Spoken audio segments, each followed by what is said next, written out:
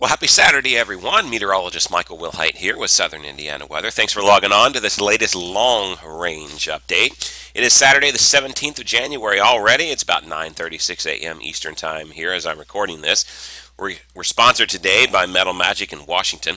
Give Chad a call at 698-8555 for all of your paintless dent repair needs, and be sure to tell him that Southern Indiana Weather sent you. All right, folks, not a bad day shaping up for us around the area. Before I get into the really long-range stuff, let me just sort of give a synopsis of this weekend, folks, because you got plans today. It's going to be absolutely gorgeous. Now, here we are at about 9:37 Eastern Time in the morning, and we're setting in the low to mid-30s across the area, but it won't stay that way long. Notice the satellite overlaid here, folks. We got mostly sunny skies around the area, just a few patches of some high clouds around there. Big system of clouds to our west. Now, if I take the radar off here, you see just a few patches of rain with it. Not much really going on here. It's going to be more of a cloudy type of a night coming our way. But bright sunshine today for the most part, maybe a few high clouds, and that'd be really about it. Temperatures today are looking on absolutely beautiful. Here's what the high-res data says, and it's suggesting that we go into 52 here at the Evansville Regional Airport, 52 at the Huntingburg Airport, 52 up around Bloomington, 51 up here around the Vincennes area, even 54 around the Louisville area.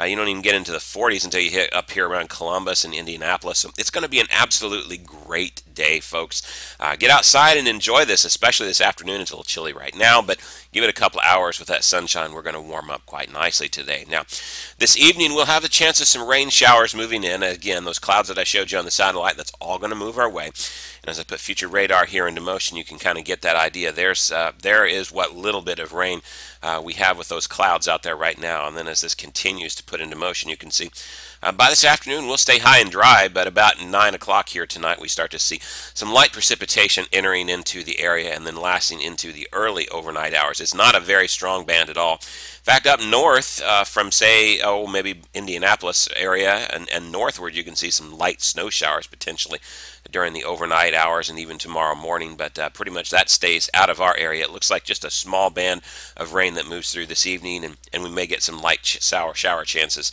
overnight, but nothing too big right now. It's not going to be a big time rain event by any means. In fact, I don't really see any big weather makers in the forecast for us for any while. It's going to be a pretty boring type of a setup. There's that chance of some light rain showers tonight, and then the GFS wants to give it more of a snow shower chance tomorrow. I disagree with that. I'm not buying that. I think it's moved out of the area before it hits the most of us. Indy northward, I kind of like the high-res data with that. I think that's a better setup for it. Then after that, we don't get anything to affect us really until maybe next Wednesday. And at that, you can see that it is a chance, well, it looks like some light snow showers potentially here on the GFS. If you look at some of the other modeling, it gives you the hint that it could be either rain or snow showers. So it doesn't look like a big chance either way we look at it, and then it moves off, and you can see we're staying pretty clear. Another cold front's moving here by the time you hit Saturday, but look at this system. It's suppressed down to our south. This was about a few days ago whenever we were talking about this in my last long-range update. I noticed that I showed you that these two systems had merged together and had one heck of a storm system over us. The models the past few days have not wanted to phase these two systems together. They wanted to keep them very separate, which would keep the Clipper to our north, and then the southern system would stay largely to our south and leave us pretty high and dry, getting absolutely nothing. So again, will the models change over the coming days? It is possible, but it's not something that we're going to take a full-on assault with, I don't think, unfortunately. It just, as you can see, we continue to put this into motion. We're 240 hours out here, and we haven't had any major systems impacting us. The weather is actually going to be pretty boring. In fact, we got high pressure, a parade of clippers that go to our north, and then some high pressure that sort of moves in for us, and we don't get another system according to this until, well, this is February the 1st at 1 in the morning before you start to get anything major. Starts moving in according to the GFS. So, again, how reliable is that? Well, right now, folks, we are locked into the kind of pattern that we're not going to have probably a big storm system for a little while, possibly a little bit later on down the line. What we could have is maybe some of these clippers going a bit of a different direction than what you see, and really We won't know that, folks, until about 1 or 2 days before it happens. So it's going to be, oh, we could have a slight chance of some snow showers or some rain showers here, but you're only going to be given a couple of days notice. That's unfortunately the kind of pattern that we're locked into right now. But there are some indications that beyond this, we could get some very cold weather coming. And it comes about the time that we get this major storm system down to our south, according to the GFS, right around that time. Well, let's take a look at what this says. This is, what we're going to look at now is temperature anomalies on the big three models, the Euro, the Canadian, and the GFS, for later in the month. Excuse me. So what we're looking at here is temperature anomalies, and this is really for a few thousand feet up in the air. I don't have surface anomalies here to show you, but we can use this as a predictor. Whenever we get this bitterly cold up there, it's going to translate to some very cold anomalies down here too. Here's what you see. Notice how cold the whole eastern half of the United States gets here. We're talking. This is around the 31st, around the 30th, 31st, right around in there. And notice that we are a good 10 to 15 degrees C below normal. This would be extremely cold air. All right, this is what the deterministic is showing, the control run of the ensembles, actually, which is very similar to the deterministic. I won't bore you with the details. Look at what the ensemble mean is showing, though. So here's the problem. Cool, but not as cold by any means. So what we have here is the models battling it out, where the deterministic models are coming up with some extreme cold type of situations, and the ensembles are saying, well, cool, but not extreme cold. Well, that's what the Euro says. Let's take a look at the GFS. The control run of the GFS here, and look what it's saying. Wow, wowzer, magowzer, extreme cold, even more extreme cold than what the Euro was showing. That's not a surprise. By the way, this is interesting, though. The GFS yesterday, during some of its runs, had the exact opposite. It was extremely warm, like these type of warm anomalies right over us. So right now, I don't trust anything this far out as far as I can throw it, because the models are flip-flopping back and forth, especially the GFS. Even though the GFS has been upgraded, this is well beyond the 240-hour time frame that the upgrade took place for.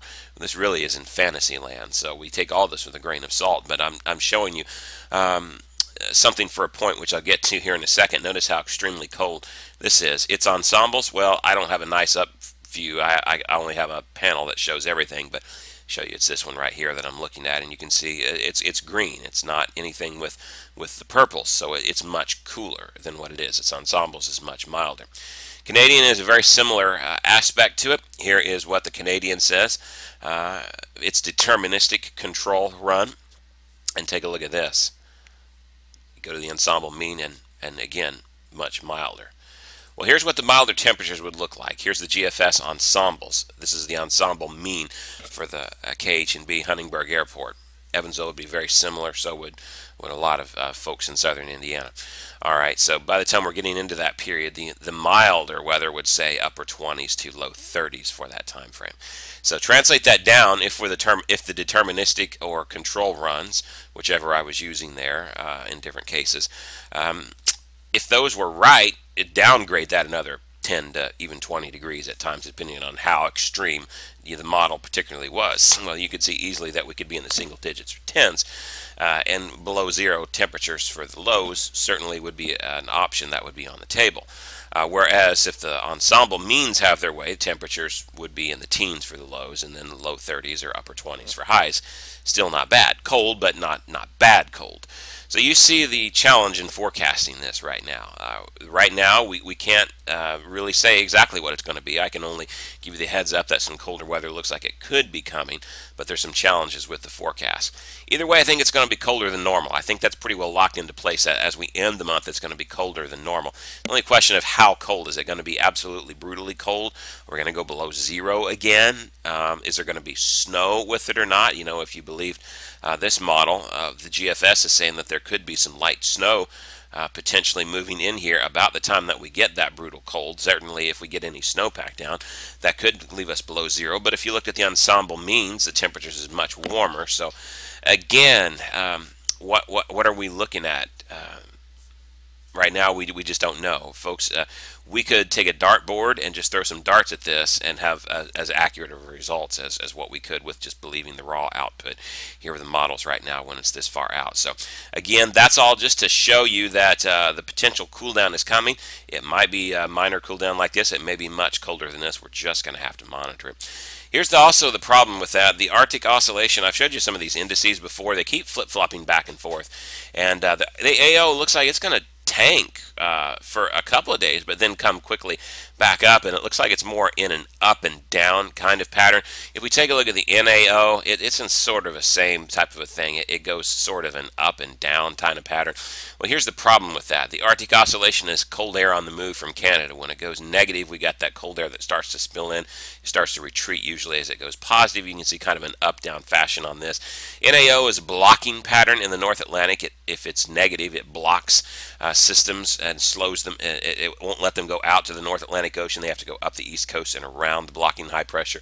Sort of slows systems down for us. Well, here's the bottom line with that.